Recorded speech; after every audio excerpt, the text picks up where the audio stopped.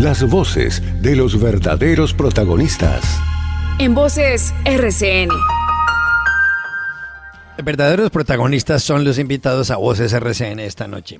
Está en primer lugar con nosotros en la mesa Laura Bonilla, que es la subdirectora de la Fundación Paz y Reconciliación. Laura, gracias por estar aquí. Juan Carlos, siempre es un gusto estar aquí y hoy además un saludo a mis compañeros panelistas. Tenemos un panel de lujo. Muchas gracias.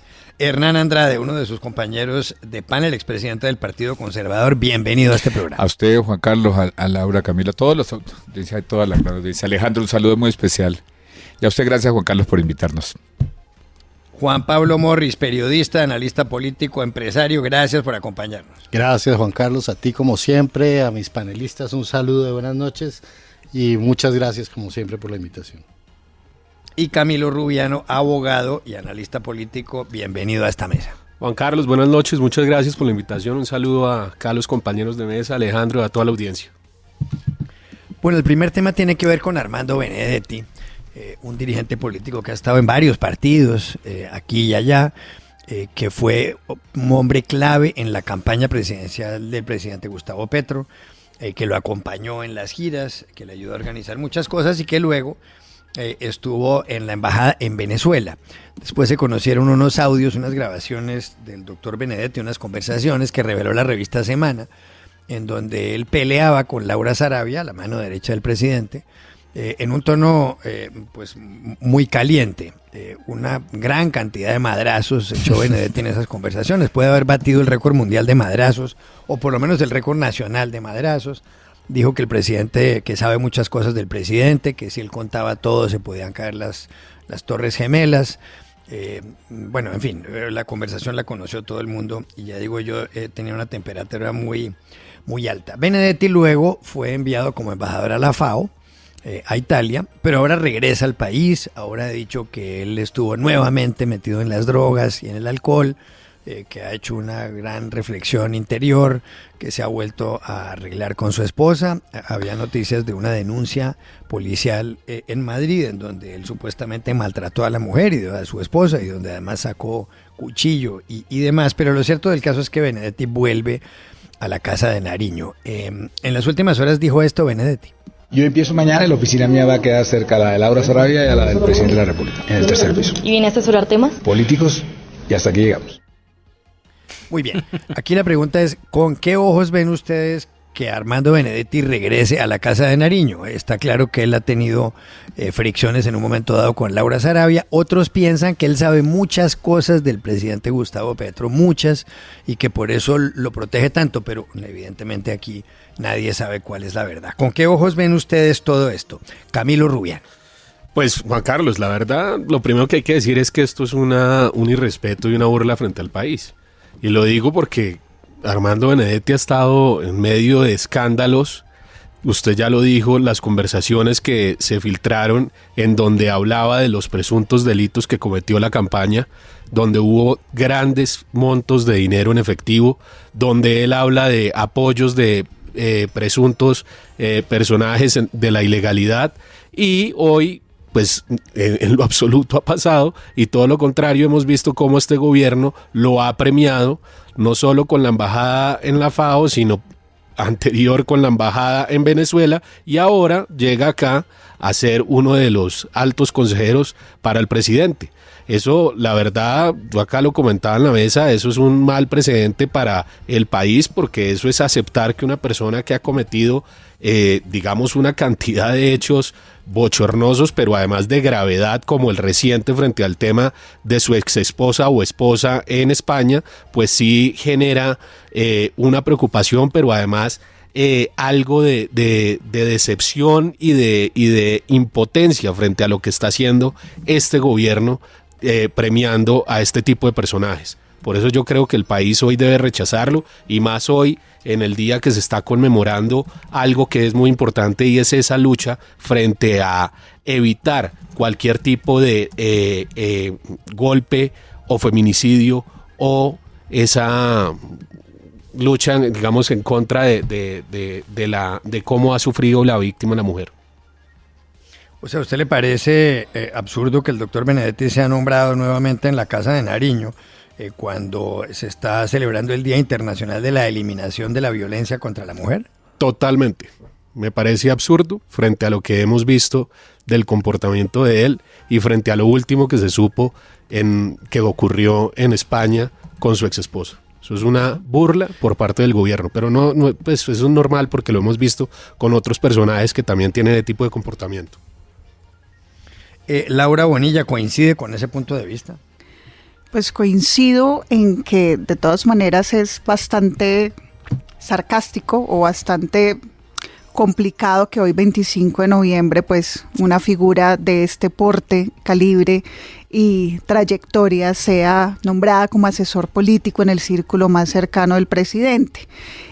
Si me sorprende, no. Yo creo que una de las cosas que en este gobierno es muy evidente, así como lo ha sido en gobiernos anteriores, es que la violencia contra las mujeres importa dependiendo del marrano. Entonces, en algunos casos, cuando no son tan importantes los políticos acusados, pues se usa incluso y se dice, sí, este hombre cometió una violencia imperdonable contra las mujeres, lo sacamos, pero cuando se trata de personajes como Armando Benedetti, pues la permisividad es mucho mayor. Pero si me permites una cuñita adicional, con los ojos del análisis político, yo creo lo que estamos viendo es un Petro intentando hacer maromas para mantener el balance dentro de su propio pacto histórico, y se trae prácticamente a un armador, que es un armador que por fuerza se le puso al lado, del cual se ha hecho bastante dependiente porque no se explica que de otra manera el presidente tome las decisiones que tome, y prácticamente está graduando a Armando Benedetti del Fouché criollo, es como nuestro Joseph Fouché colombiano. Bueno, siempre la distancia entre José Fouché, duque de Otranto, cuya biografía escribió Stefan Zweig, y Armando Benedetti, una distancia importante, ¿no? Creo sí, pues, a lo criollito, a lo criollito. Bueno. Hernán Andrade, ¿cuál es su opinión? Por supuesto que Rechazo no es bien recibido, es mi colega de muchos años y era lógico. Pues Rechazo, comparto las palabras de Laura, de Camilo, que sí es una afrenta el día hoy precisamente, pero era lógico. ¿Usted cree que había alguna posibilidad que Benedetti estuviera en extradición 4 años por fuera de Colombia? Después de haber hecho la campaña, de estar cerca, de haber contribuido, de haber aportado, de haber seguramente lo que él mismo señaló con su voz a acercar a empresarios poderosos como Euclides Torres. Finalmente, los políticos, y no lo digo para desviar el debate, porque Rechazo, me parece que desde las zonas nuestras nos sirve cantidades que Petro traiga a Benedetti, porque para la sociedad es más visto y nosotros estamos en la otra orilla. Así que no gana un punto en las encuestas Petro trayendo a Armando Benedetti. Pero ¿usted cree que un político como Benedetti iba a aceptar que fue parte vital en la campaña en todo sentido de armar todo lo que significó el manejo político y el rodaje político que acompañó a Petro para llegar a la presidencia, que él iba a estar los 4 años de embajador en Venezuela y después de consejero de embajada en la FAO, que la crearon para él? Entonces, aquí hay una discusión, y con esto termino, de los políticos retirados porque no pueden ser ministros, porque no hay carrera política en Colombia. Para usted poder ser ministro como Roy Barreras o Cristo o Benedetti, tiene que retirarse del Congreso de Colombia, discusión que siempre la pierde el que tenga la óptica de la carrera política. Pero ante la pregunta concreta, Juan Carlos, por supuesto que no está bien visto y esperemos que esa consejería presidencial es apenas un paso. Benedetti termina el gobierno con Gustavo Petro no de consejero presidencial. Él viene o a ser ministro de la política o a ser ministro de alguna de las carteras del presidente, porque esos son los compromisos y él hizo la campaña bajo esos compromisos y bajo esos pactos. Así, Juan Carlos, que mal visto, para nosotros mucho mejor que llegue Benedetti, porque es de mal recibo ante la opinión pública por todo lo que aquí se ha señalado. ¿Sí le soltarán un ministerio a Benedetti? Claro, ¿usted cree que él termina de consejero presidencial? A la cascada de renuncias, Alejandro, ahora en vistas de inhabilidad, él viene a calentar la silla, pero no para estar al lado de Laura ni al lado de Petro. Él viene con el propósito claro de ser ministro de Estado y estar cercano al presidente. Bueno, Juan Pablo Morris, ¿es un acierto el del presidente Petro haber traído a Benedetti o es una metida de pata? Bueno, yo me quedo con la parte, como tú mismo hiciste la introducción, Armando Benedetti hizo una parte estratégica de la campaña.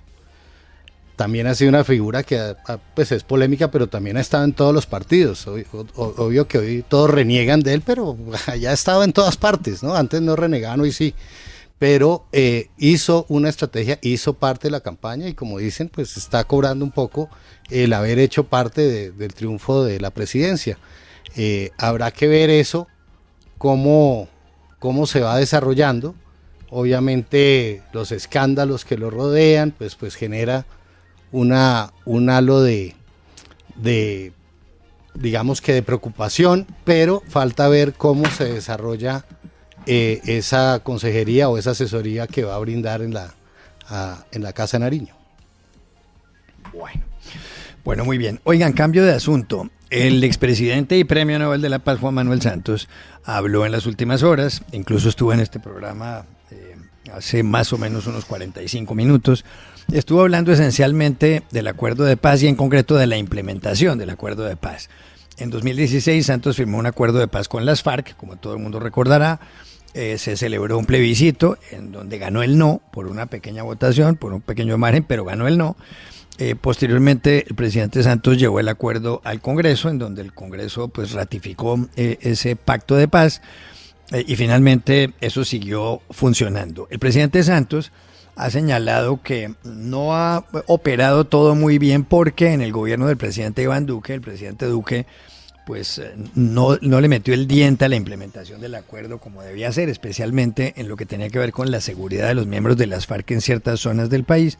Y también dijo el presidente Santos que el presidente Petro tampoco lo ha hecho muy bien en lo que tiene que ver con la implementación. Ha dicho Santos asimismo que un mensaje en la cuenta de Twitter del expresidente Duque, en donde más o menos dice que Santos pactó con las FARC el hecho de que pudieran mandar a la cárcel al expresidente Álvaro Uribe, dijo Santos, es una estupidez del presidente Duque que no admite ni siquiera una respuesta. Ha criticado Santos a Duque y a Petro porque ha dicho que se han quedado cortos en la implementación. ¿Ustedes creen que Santos tiene razón cuando lanza estas pullas o les parece que él está equivocado? Laura Bonilla. Pues Juan Carlos, gracias por darme primero, ese es mi tema favorito. Recientemente, yo creo que el presidente Santos tiene un 80% razón. El 20% que le falta es que él también se equivocó en la implementación del acuerdo. O sea, esto empezó en ese momento y no son cosas que se le puedan atribuir, digamos, como culpas. ¿Por qué? Porque era muy difícil hacer un acuerdo de paz con las FARC. Obviamente, pues haber llegado a ese punto fue un gran hito para el país. Ahora, fue un acuerdo que se diseñó sin mecanismos de implementación. Digamos, tuvo mecanismos de planeación, que es diferente, unos planes de desarrollo con enfoque territorial, que lo único que tuvieron de territorial fue el enfoque y la participación, pero unos mecanismos de implementación completamente centralizados. Te pongo un ejemplo que he estado poniendo recientemente en el debate para que la gente entienda. Hay 14.000 iniciativas que son programas de atención, o sea, son estos programas, los PATR, que son como la parte más pequeñita que se debe implementar para hacer realidad los programas de desarrollo con enfoque territorial. A veces para uno solo de esos 14.000 se requiere poner de acuerdo entre 3, 4, 6 hasta 10 ministerios para una sola cosa. Y eso multiplícalo por 14.000, o sea, digamos, la dimensión de lo que se pone en los planes con enfoque territorial, que es donde está el atraso más grande en la implementación, es completamente incompatible con las herramientas que tiene el Estado para implementar. Una agencia de renovación del territorio que tiene una gran capacidad concentrada en Bogotá, tiene una cantidad de funcionarios concentrados en Bogotá con muy poquita capacidad en las regiones y sin plata para implementar. Entonces, la Agencia de Renovación del Territorio no es la que puede llevar los proyectos a la práctica, sino simplemente hace el diseño de los proyectos, hace la asistencia técnica y luego gobernadores, alcaldes, todo el mundo tiene que empezar a competir por recursos para hacer realidad eso. Entonces, lo único que hemos tenido es una implementación fragmentada, mayoritariamente apoyado por la cooperación, en eso tiene razón el presidente Santos, de proyecto tras proyecto tras proyecto, con una cosa además gravísima que creo que es donde Santos se equivocó gigantemente. Y Duque terminó de embarrarla también gigantemente, y es la no protección de los firmantes de paz. O sea, una cifra de nivel de más de 400 personas asesinadas después de haber firmado un acuerdo de paz es imperdonable. Y que en el 2017 nosotros tuviéramos aproximadamente 33 pequeñitos grupos que andaban por el país, que tenían una presencia bastante marginal en las antiguas zonas de las FARC, y que llegando el 2022 tuviéramos las estructuras armadas que recibe este gobierno, pues eso es sencillamente inaceptable. Algo tenemos que haber estado haciendo muy mal. Muy bien. Hernán Andrade, ¿coincide con ese punto de vista? Pues técnicamente lo que aporta autora Laura es irrefutable. Pero yo quisiera llevar la discusión a otro tema, que va ligado, por supuesto. La violencia, Laura, yo contribuí, como le consta a ustedes, los colombianos, al proceso. Y no de poca, así como la frase de primera línea, en el Congreso por lo menos. En el Congreso por lo menos. Y no me arrepiento para absolutamente nada. Pero fíjate que Santos no tiene... La persona que implementaba el tema de Duque, y no soy defensor de oficio de ese gobierno, era una persona inmejorable, ejecutivo Emilio Archila. Me consta, Juan Pablo, era un buen ejecutivo. El tema de corrupción de los OCAD fue monumental. Hubo parlamentarios de 400.000 millones de pesos en proyectos asignados a dedo, y no eran técnicamente.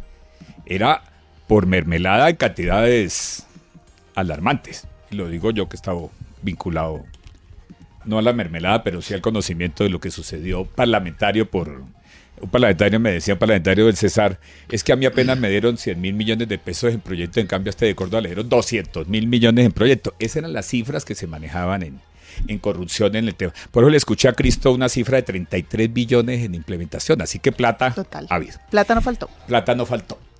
3, el costo de financiación del proceso de paz no pasaremos la ley de víctima, necesitaremos 50 y 70 años, y el costo es monumental. Por mucho que creo que Petro habló de 2-3 millones de hectáreas, vamos a llegar a 300.000 si nos va bien, y hasta ahora vamos a aprobar la jurisdicción agraria. Pero yo quisiera poner la discusión en este punto, el tema de narcotráfico. Por supuesto que la discusión mundial del tema de narcotráfico, Laura, Juan Pablo, está todavía incipiente. El tema de legalización. Y advierto, Camilo, Álvaro Gómez y Enrique Gómez murieron hablando de la posibilidad de la legalización de la droga. Pero yo hice un debate en plenaria, disculpe que lo hable, siendo firmante de los proyectos sobre el tema del narcotráfico. El tema de la fumigación y toda esta política antidrogas, equivocada o no, que nos ha llevado de 50.000 hectáreas a 150 y a 253.000, comenzó desde Santos. Porque Santos prohibió la fumigación por sentencias de la Corte, por convicción, por lo que sea. ¿Y quiénes alimentan estos aparatos armados en el Plateado? ¿Cuál es la pelea en Putumayo, Cauca, Nariño, si no es el narcotráfico y las rutas? Desde Cali usted ve Miranda y eso parece un pesebre de todo lo que sucede. Lo que hay, perdón, Laura, en torno, y ahora comparto lo de los dolientes, lo de los asesinados, que ahí critica uno al gobierno del presidente Petro, que se les olvidó la campaña central de la oposición a Duque era todo el nivel de líderes sociales asesinados, y el ritmo se aumentó en masacres y nos están matando, creo que eran los carteles. Pero yo quiero llevar la discusión a ese punto. Claro que asesinato de líderes es imperdonable, ver esos muchachitos, yo asistí a la Uribe con la ilusión de que esto se implementara y no de que los mataran. Así que rechazo cualquier asesinato de líderes sociales. Pero el tema de fondo de esos aparatos armados, Laura, yo recuerdo a Néstor Humberto de fiscal hablar del clan del Golfo, de 4.000 hombres armados. Hace ¿cuántos tiene hoy armados en el clan del Golfo? Aproximadamente 7.000, 9.000. 7.000 ya estamos. Entonces el tema de fondo, yo que hago política en el país a mucho honor. Sí. Esos paros armados en el Atrato y en el Chocó, donde el que paraliza completo el departamento no solamente son los helenos, sino el clan del Golfo. Así que aquí hay un tema de fondo de todos estos aparatos armados que son el tema del narcotráfico. ¿Cómo lo vamos a tratar? Y que conste que pues, por supuesto soy crítico del gobierno del presidente Petro, pero mientras el tema del narcotráfico esté vigente, el tema de la violencia, tú que eres experta, es un tema muy complejo. En esas zonas del país, yo que soy sureño, y veo la influencia en el Huila de todo lo que significa Cauca y Nariño. Entonces termino diciendo, es complejo, Santos le da a Uribe, Uribe le da a Santos, Santos le da a Duque, y la responsabilidad de Santos y el socio principal para elegir a Santos fue Gustavo Petro. De la izquierda en Bogotá votó por Juan Manuel Santos porque el rival era Oscar Iván Zuluaga. Y el socio principal para que Gustavo Petro le ganara a Rodolfo Hernández fue Juan Manuel Santos. Así que ¿cuál responsabilidad política se va a lavar las manos Juan Manuel Santos si él contribuyó con toda su fuerza política y todo su pensamiento a elegir a Gustavo Petro? Así que son lavadas de manos de Pilatos de los expresidentes que ya no asisten ni a la Comisión de Relaciones Exteriores, ninguna, que es un error terrible que Colombia no tenga los expresidentes por lo menos aportando experiencia, y yo no lo vi ni me anhela mucho oír a Juan Manuel, pero estaba preguntando básicamente qué consistieron las críticas, y me parece que en términos generales todos queremos que la paz se alcance, pero estamos muy crudos en materia social, en materia económica, con un factor terrible en el tema de la paz y de la violencia en Colombia, que es el tema del narcotráfico. Ya. Juan Pablo Morris, ¿cuál es su opinión? Bueno, yo pienso que los acuerdos que se han hecho entre Santos y Petro realmente tienen una sola realidad, que es la paz. Es el punto de encuentro, más que ganarle al uno, pues ganarle al guerrerismo, ¿no? Ganarle a los guerreristas. El acuerdo ha sido en la paz. Estoy de acuerdo con Laura, todo lo que ha dicho técnicamente es así de claro. Y ahí está un poco, pues, digamos que yo no sé cómo decirlo, pues Santos hace un acuerdo, pero pone una meta de 3 millones de hectáreas y se va. Y vayan, implementen. Y lo peor que nos pudo pasar fue que haya llegado Duque a decir vamos a hacer trizas lo poco que logramos, entonces eso sí para atrás. Yo creo que hay que hacer un llamado al país y en los acuerdos que hemos logrado a nivel nacional, que es buscar la paz, y el primer punto del acuerdo, que es el tema de tierras, que por ahí es donde se ve un poco el foco de la salida al tema de drogas, que es un tema tan complicado, era el tema de tierras. Y en el tema de tierras digamos que se ha avanzado, pero obviamente ante 3 millones de hectáreas que logremos llegar a 200.000 o a 300.000 es complicado, y más complicado aún si no se tienen todas las herramientas jurídicas o constitucionales posibles. Entonces digamos que en eso hay que rescatar que el gobierno Petro es el que más ha alcanzado o más ha avanzado en el primer punto de La Habana, que es el tema tierras. Santos hizo 0, Duque llegó a 13.000 hectáreas, Petro va en 286.000 hectáreas. Además de eso, en el tema restitución, pasamos de haber negado 65% de las solicitudes, ahora se han aprobado las 72% de las solicitudes.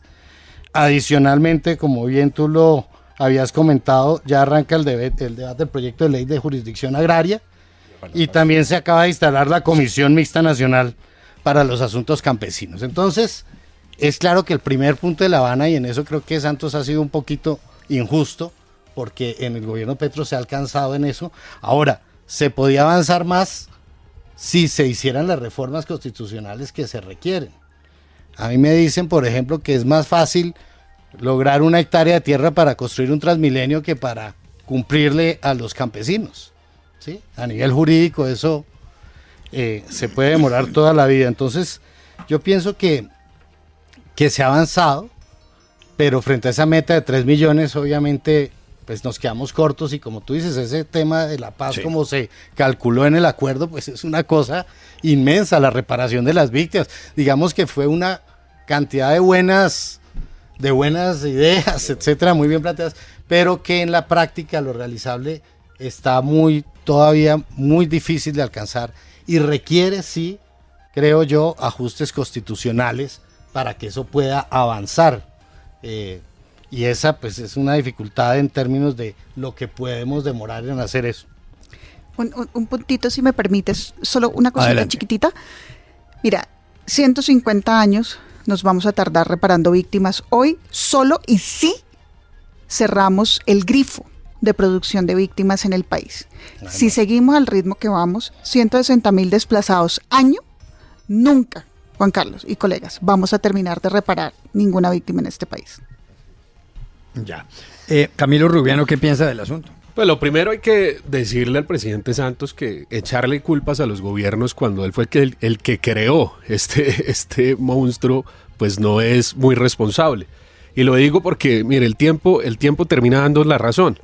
Yo escribí en el 2017, un libro que se tituló Un acuerdo inviable, en donde contaba las inviabilidades tanto jurídicas y económicas que tenía el acuerdo. Y hoy, por ejemplo, vemos dos temas. En materia jurídica se creó un tribunal que se creó a la medida de lo que quisieron los cabecillas de las FARC en La Habana, y hoy vemos que el tribunal no ha dado ningún resultado frente al tema de los cabecillas. Hoy no hay una condena, no hay reparación, no se le ha permitido absolutamente nada frente al tema de las víctimas, y hoy lo vemos sin resultado alguno a los cabecillas. Lo segundo, en materia de participación política, el acuerdo señalaba algo muy claro, y era que antes de que los cabecillas participaran y entraran al Congreso, tenían que pagar las penas. Hoy vemos cómo ya llevan 2 periodos e incluso el gobierno actual con el ministro Cristo les quiere ampliar hasta el 2038 los periodos sin pagar penas. Eso en materia jurídica. En materia económica, el acuerdo y el presidente Santos y el gobierno nunca le contó a los colombianos cuánto y cómo iba a financiar el acuerdo. Y hoy estamos viendo esos resultados, por ejemplo, en materia del primer punto de reforma rural integral.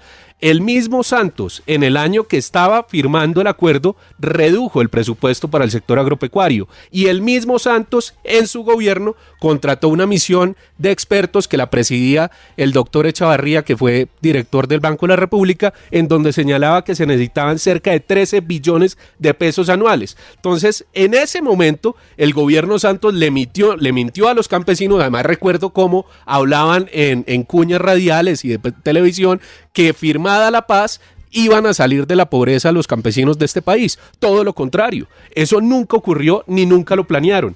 Y hoy, el país lo que puede ver del acuerdo de Santos con las FARC fue que el acuerdo benefició al presidente Santos con su premio Nobel y a los cabecillas con una impunidad total, donde unos están tranquilos sin pagar penas y los otros están disfrutando de nuestros impuestos en el Congreso. Mientras tanto, los colombianos hoy sí estamos padeciendo esto. Un minuto y dirán que me siento aludido por el acuerdo, y sí, porque yo participé. Varios temas, Camilo, y discrepo.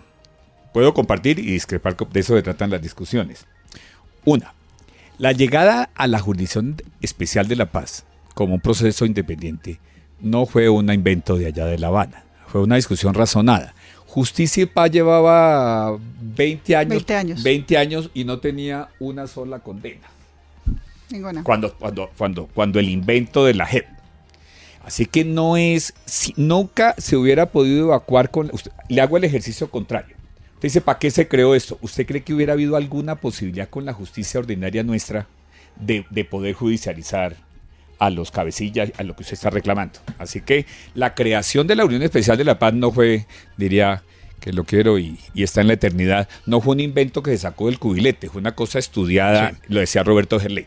Uno, que el nombramiento de los magistrados y quedó parcializado, esa es una discusión hoy todavía no inacabada. Ya. Dos, pero eso sí se creó allá. Pero perdón, el tema agrario, cuando se dice que es comunista y socialista, el tema agrario en La Habana lo manejó un conservador admirado por muchos colombianos, Juan Camilo Restrepo Salazar.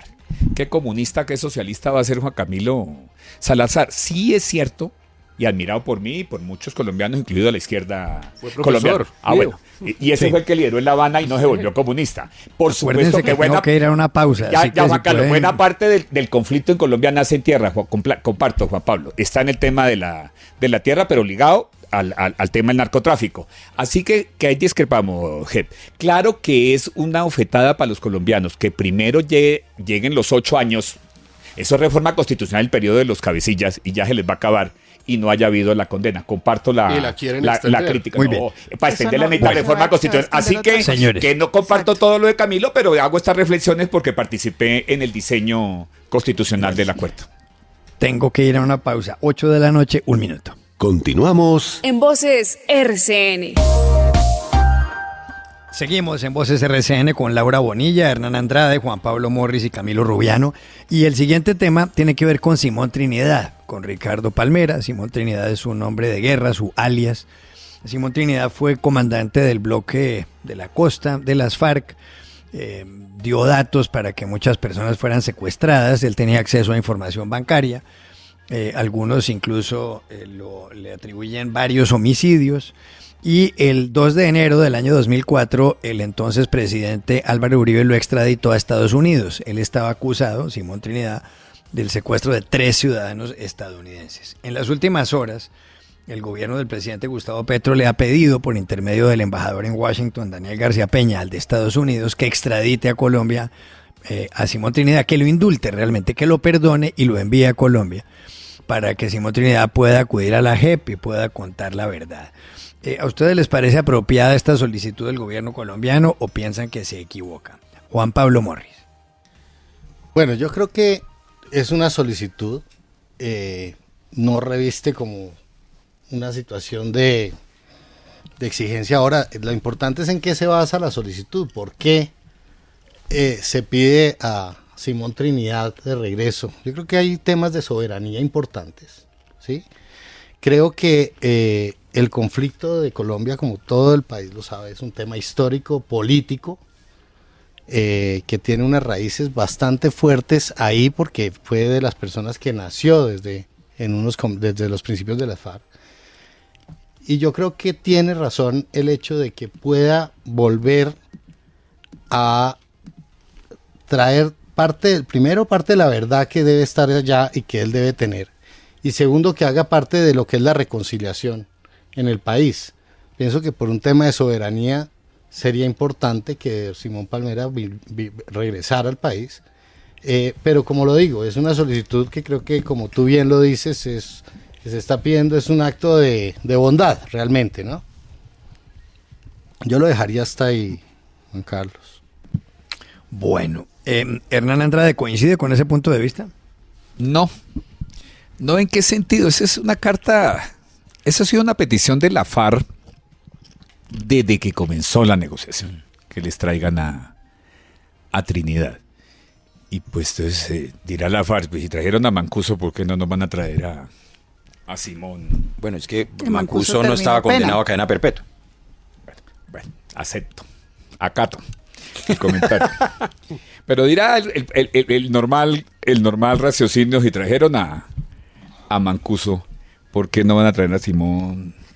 Me parece que esa es una carta, la tercera dicen que es, como las cartas del coronel no tiene quien le escriba. Esa carta no tiene hoy ninguna posibilidad, ese es un cumplimiento formal de una petición reiterada de los comandantes de la FARC, hoy desmovilizados, y que Petro hace la tarea de pedir. La verdad, como lo dijo la procuradora hoy, la verdad, pues por declaración virtual la puede recibir el país sin que venga Simón Trinidad. Ahora, en estricto sentido de rehabilitación, si estuviera funcionando plenamente el tema de la paz, si estuviéramos en un ambiente que hubiera mejorado el ambiente de la paz, pues claro que sería viable el regreso de Simón Trinidad. Pero realmente sin sectarismo, sin la orilla de la oposición, con la posición más objetiva, hoy el tema de la paz no ha avanzado. Lo único que veo en estas preguntas, y ojalá alcanzara a hacerse algo en lo de los helenos, Juan Pablo, ojalá. Pero la gran verdad es que estamos a 1 año y medio. Y yo quiero terminar con lo de los helenos porque están en las preguntas. No le engañen a la gente. Si cualquier planteamiento del Ejército de Liberación Nacional necesita una reforma constitucional. Y reforma constitucional tendría que arrancar en febrero en época electoral.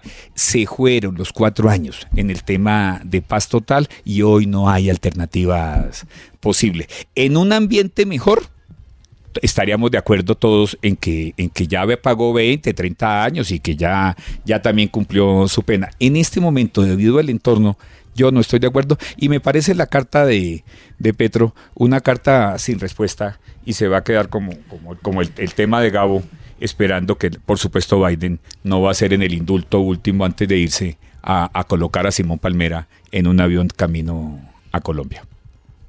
Laura Bonilla, ¿qué piensa del tema? Pues Juan Carlos, voy a despersonalizar para hacer el análisis que quiero hacer, que también es un poco crítico a la decisión del presidente. Entonces, digamos, pues Ricardo Palmera, Simón Trinidad es un individuo que tuvo un mando en un grupo armado con el que se firma un proceso de paz.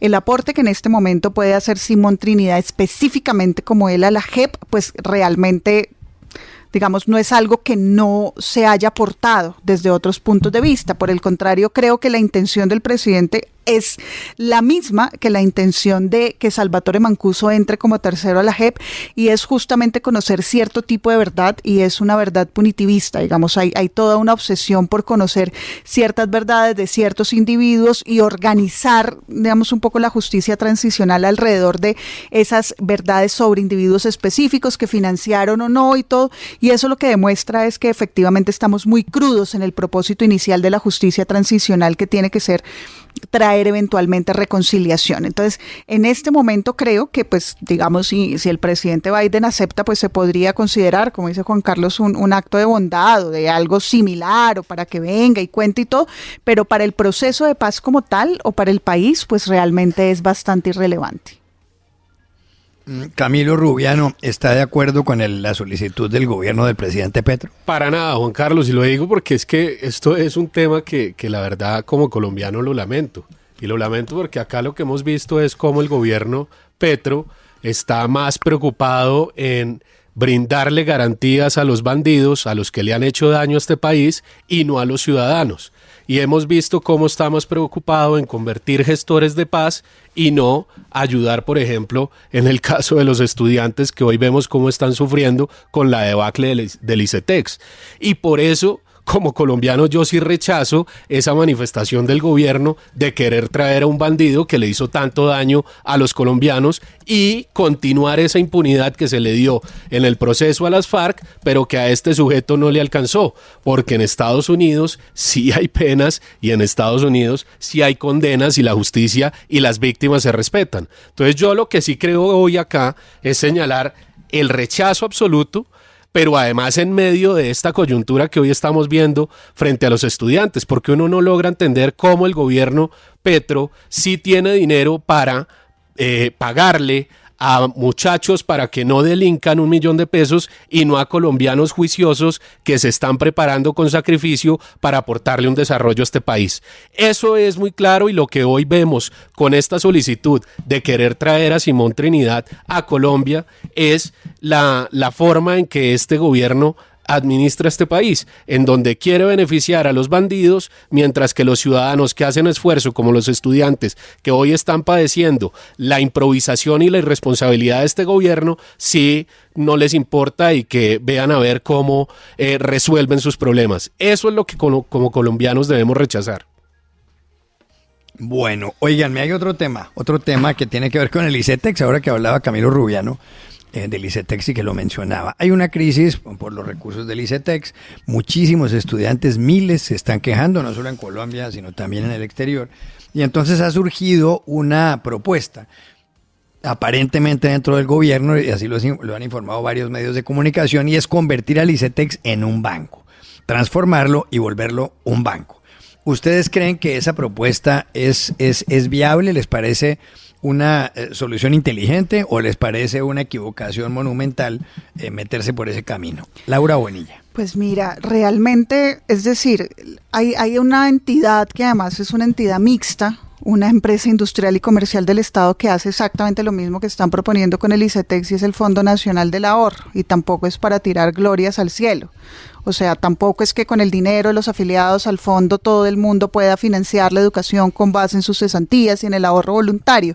Digamos que eso no es un modelo fabuloso y no es un modelo que, digamos, que se pueda extender a millones de personas. Ahora, yo personalmente, yo soy soy hija de la universidad pública, yo sí creo que se tiene que fortalecer la universidad pública, que todo eso, pero nada de eso es incompatible con tener una entidad de financiación de crédito público. Es más, yo he escuchado, y lo voy a decir también como una mujer de izquierda, que obviamente no es secreto para nadie, pero los argumentos que yo le he escuchado al ministro de Educación, en este caso con los jóvenes del ICETEX, son los argumentos más antiizquierda que yo he escuchado prácticamente en el gobierno, solo superado por Gustavo Bolívar diciendo enseñemos a pescar y no le demos un pescado. Es que se supone que tener una banca pública, tener una entidad financiera de apoyo al crédito que puede reformarse, que puede, digamos, tener tasas mucho más bajas, que puede tener modelos financieros o de inclusión financiera, incluso con los jóvenes mucho más amables, es decir, con todo el potencial que tenía el ICETEX para hacerlo diferente, ampliar la cantidad de becas, estaba ahí, estaba a la mano y no ocurrió. Y por el contrario, se va a crear una banca de primer nivel donde somos los privados los que tendremos que financiarnos prácticamente la propia educación, pues no me parece que sea lo más progresista que se ha planteado en este gobierno. Camilo Rubiano, ¿qué opina? Pues Juan Carlos, mire, lo primero es que el gobierno tiene que sincerarse con los colombianos y en especial con los jóvenes. Y lo cierto es que hoy queda en evidencia que los jóvenes no le interesan. Y no le interesan porque hoy vemos cómo en el presupuesto, por ejemplo, el otro año, le reducen a la educación, pasan de 7 billones a 4 billones en el presupuesto. Segundo, acá no hablen de bancos cuando no han sido capaces, por ejemplo, con el Banco Agrario. El Banco Agrario pasó de tener utilidades en el año 2022 de más de 500.000 millones y en este año llevan utilidades cercanas a los 300.000 millones. Y la cartera aumentó de 90.000 millones a más de 400.000 millones de pesos. Entonces, eso es sincerarse con los colombianos y en especial con los jóvenes que no les importa este gobierno, que los utilizó políticamente para llegar al palacio, pero hoy que son gobierno 2 años y medio después no han sido capaces de resolverles y hoy vemos cómo quieren acabar con el ICETEX y poner en riesgo el estudio y el futuro de más de 200.000 jóvenes. Juan Pablo Morris, ¿qué opina de este tema? ¿Debería el ICETEX volverse banco o no? Mira, yo creo que más allá de la figura que se esté planteando, el tema que hay que repensar hoy es si queremos tener más universidades públicas, pues hay que sacar los recursos para construir. Lástima que en el gobierno pasado se hayan robado tanta plata y nos hayan dejado sobreendeudados con 70 billones en el hueco de gasolina. Pero el tema es, hay que construir más universidades, hay que fortalecer la educación pública, pero cuando se habla de fortalecer la educación pública no se puede pensar únicamente en los créditos o en el pago, sino también hay que tener más oferta a nivel de universidades como se ha planteado. Eso requiere una inversión. Yo lo que creo es que obviamente hay una falta de recursos grande hoy en el gobierno para implementar eso, pero de fondo lo que hay que pensar es si vamos a aumentar el número de universidades privadas y disminuir la pública y dejarla pequeña y dejarla mala, o si vamos a aumentar el número de la oferta pública, el número de universidades y a mejorar la calidad de esas universidades, para que la gente entre derecho a universidades públicas sin tener que pasar por el crédito. No diciendo que sea totalmente así. También puede existir, y lo hablábamos esta mañana, habrá carreras que solo existen en universidades privadas y siempre esa forma de financiación debe permanecer. Pero también hay que pensar en que fortalecer la universidad pública también debe pasar por abrir más universidades y eso requiere un recurso importante. Creo que hoy la gran dificultad es no contar con los recursos suficientes para ampliar esa oferta educativa pública con calidad. Pero Juan Carlos, perdóname, te voy a interrumpir. Adelante. Una cosa ahí, y lo hago de verdad con mucha preocupación. O sea, claro, ¿quién no comparte que necesitamos más oferta educativa pública? Pero es que quitar oferta pública para poner oferta pública me parece que no es efectivamente la promesa que hizo el gobierno de fortalecer la educación superior.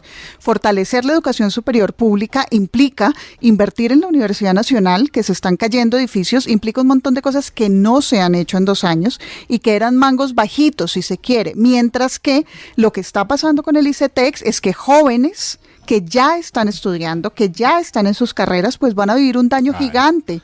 ¿Qué sentido tiene que 200.000 muchachos no se puedan matricular en la universidad?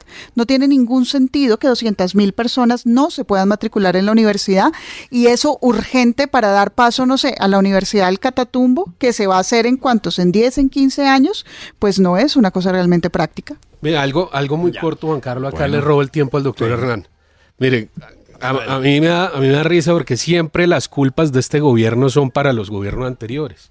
El gobierno anterior tuvo el mayor presupuesto en la historia de este país para la educación.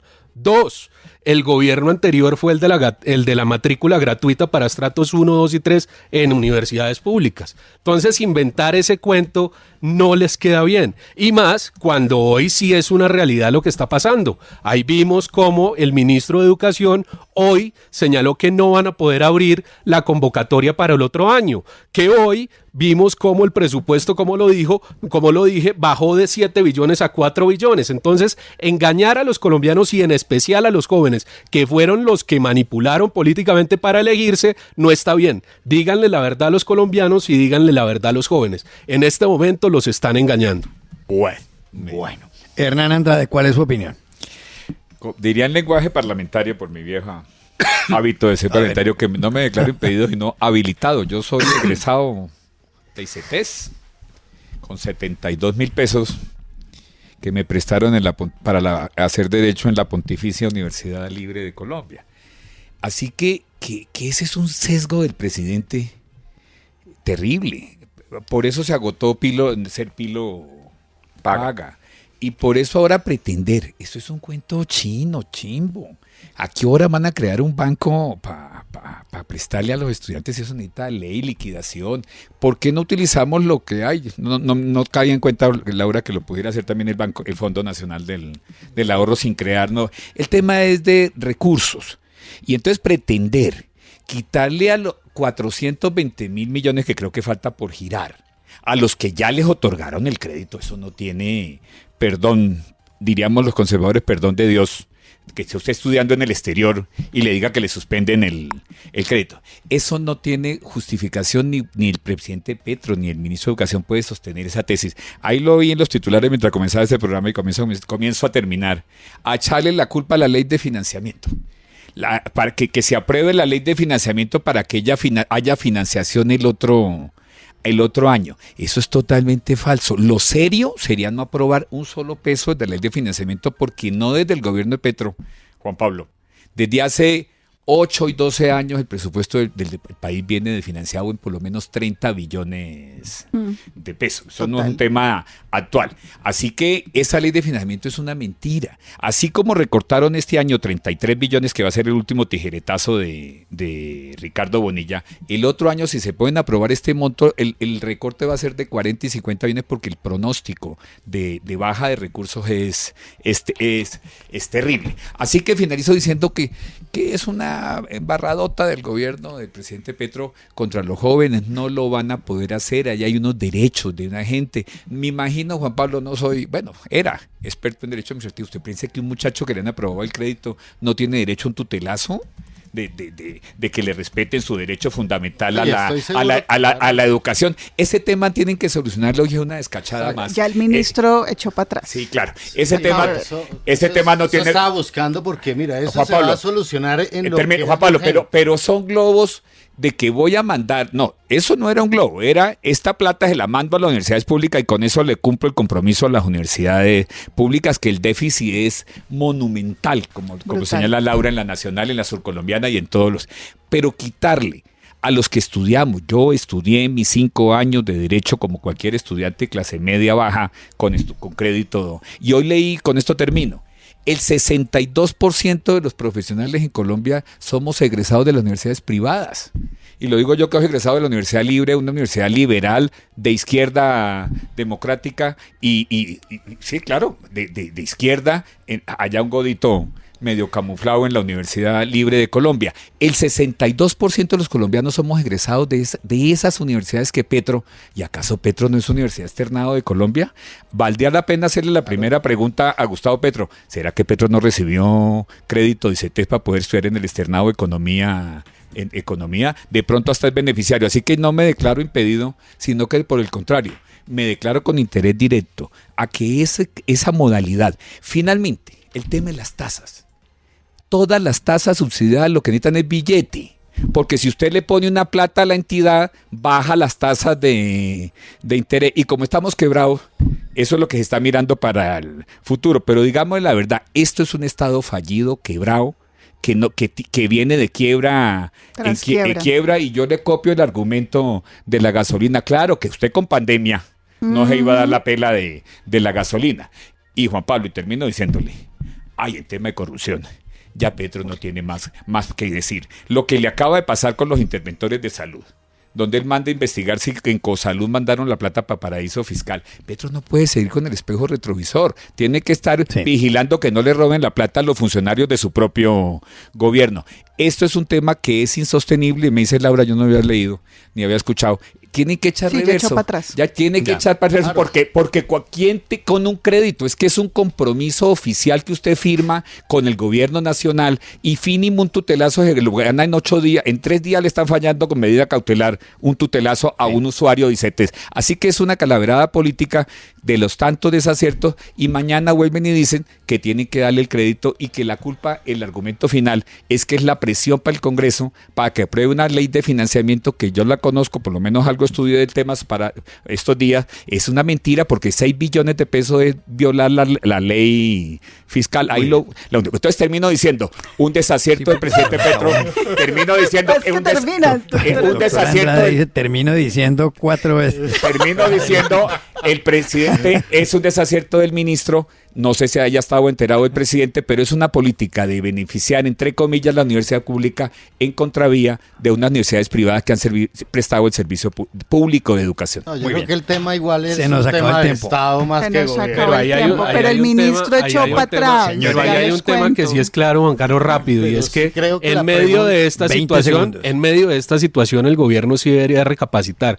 Porque, doctor Hernán, el presupuesto está desfinanciado, pero hay un gasto de funcionamiento que en 2 años ha crecido 122 billones. Y hemos visto como, por ejemplo, ministerios como el de la igualdad tiene ejecuciones paupérrimas en su presupuesto. Entonces, ¿por qué no más bien priorizamos algo que sí es importante, que es la educación, que fue muy importante en su campaña, y hoy no lo estamos viendo? Pablo, si no fuera por el doctor Andrade, ya la palabra. Ahora sí se nos acabó el tiempo. Se nos acabó el tiempo, de verdad. Sí, me sentó en la palabra. Gracias, Juan Carlos. Gracias, Juan Carlos. Gracias, Laura Bonilla, Hernán Andrade, Juan Pablo Morris, Camilo Rubiano, y a ustedes los espero mañana en Voces RCN, 8 de la noche, 29 minutos.